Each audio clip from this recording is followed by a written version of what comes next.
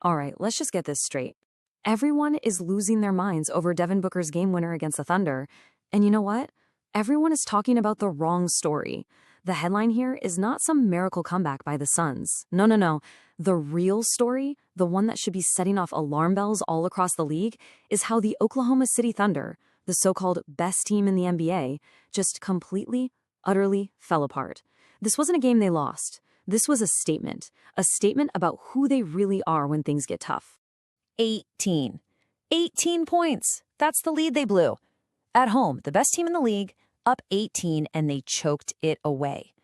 This wasn't some heroic comeback by Phoenix. This was a pathetic, unforgivable collapse from Oklahoma City. The kind of loss that makes you question a team's very soul. And look, if you're sick and tired of the soft takes and the fluff pieces, if you want real, raw analysis that cuts right to the bone, then this is where you need to be.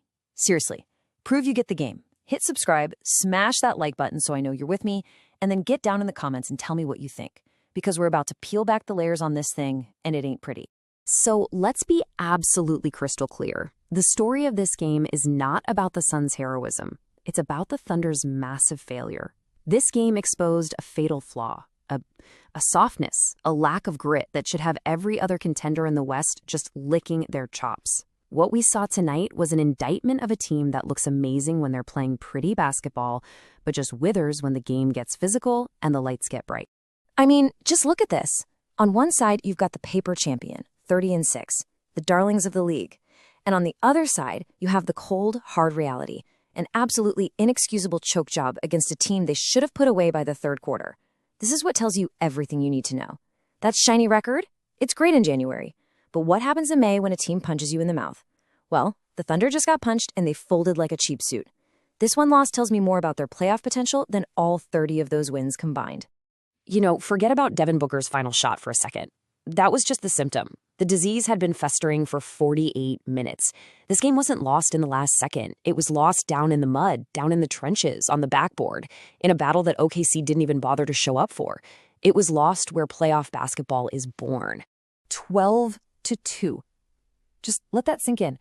12 offensive rebounds for the Suns. 2 for the Thunder. That's not just a statistic, that is a flat-out embarrassment. It's a complete indictment of a team's effort, their will, their toughness. Think about it. 12 different times the Suns missed a shot and just said, nope, we want it more, and went and got the ball back. That crushes a defense's spirit. It completely kills your transition game, which is OKC's entire identity. You can't run if you can't get the damn rebound. This isn't about X's and O's. This is about heart. And one team brought it, the other didn't. Plus 20. That was the final rebounding margin. 49-29, that is just physical domination. That's one team saying, we are tougher than you, and the other team just taking it. You can have all the skilled players you want, you can have all the fancy shot makers, but if you get punked on the glass like this, you don't deserve to win. End of story. And that's really the bottom line, isn't it? This wasn't about a bad coaching adjustment or a flawed scheme. This was a failure of will. You can't draw up toughness on a clipboard. You can't diagram desire. The Suns played desperate, like their season depended on it. The Thunder? They played like they'd already read the script, like they were just coasting to the win. And that is a fatal, arrogant mistake to make in this league. And if you really want to understand the story of this game, you got to look at the tale of two guards. You had a superstar who basically went missing when it mattered, and you had a journeyman who stepped up and became the hero nobody expected. And that contrast, man, it says everything you need to know about the mentality of these two teams in this game. So before we even look at the numbers, let's talk about something I call superstar responsibility. It's the unspoken contract. It comes with the max deal with the MVP chance. It means that even on a night when your shot is broken, you find a way to dominate. You defend, you create for others, you lead, you get on the damn glass. You do whatever it takes to drag your team across the finish line. That is the standard. Now look at this. The MVP candidate, Shai Gilgeous-Alexander, gets outscored by a guy coming off the bench. He shoots a miserable 8 for 22. But you know what? Bad shooting nights happen. That's not the crime. The crime is right there at the bottom. The last row. Rebounds. 0. A big, fat 0. A complete no-show in the single most important category of this game. I just have to say it again because it's mind-boggling. 0 rebounds from your superstar guard in 35 minutes of basketball. You're 6'6" with a wingspan like a pterodactyl. Your team is getting absolutely murdered on the glass, and you can't even accidentally fall into a rebound. You can't even get a finger on one? Come on, that's not a bad night. That's a choice. That's a complete lack of engagement. It's an absolute failure of that superstar responsibility we just talked about. And while Shai was playing like a ghost, just floating around, completely disengaged from the physical fight, you had Jordan Goodwin having the game of his life, a career-high 8 threes. This guy isn't the max player. He's not the one we talk about every night.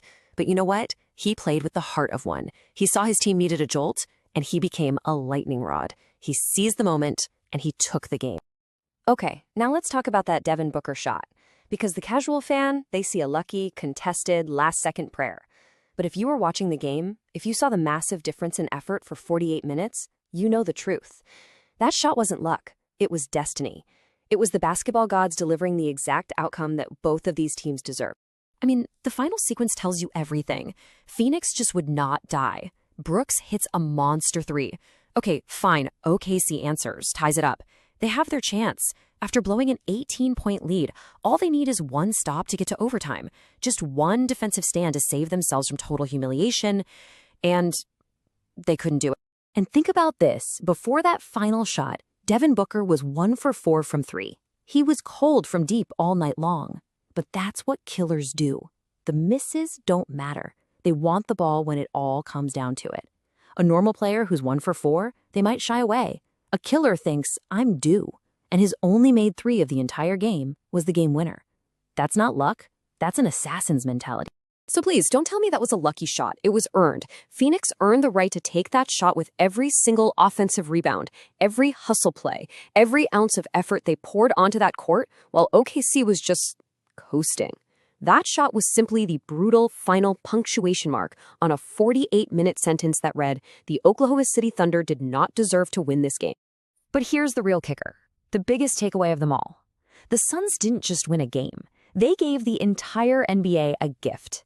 They laid out the blueprint, the step-by-step instructions on how to beat this team with the best record. They showed everyone how to slay the giant. And here it is. It's not some complex rocket science. Step 1, be physical. Get in their jerseys. Make them feel you on every possession. Step 2, dominate the glass. Punish them inside and take away their transition game. Step 3, make their star work for every single point he gets. And step 4, the most important part, just play harder. Play with more heart. Out-hustle them from the opening tip to the final horn. It's that simple. Yeah, that 30-6 record, it looks fantastic on paper. It's shiny, it's pretty, but this one loss is more revealing than any of those 30 wins. Because those wins came when teams let OKC play their beautiful finesse style of basketball. This loss came against a team that dragged them into a back alley brawl, and it exposed a fatal character flaw that is going to be exploited over and over again come playoff time. And so it all comes down to this one defining question.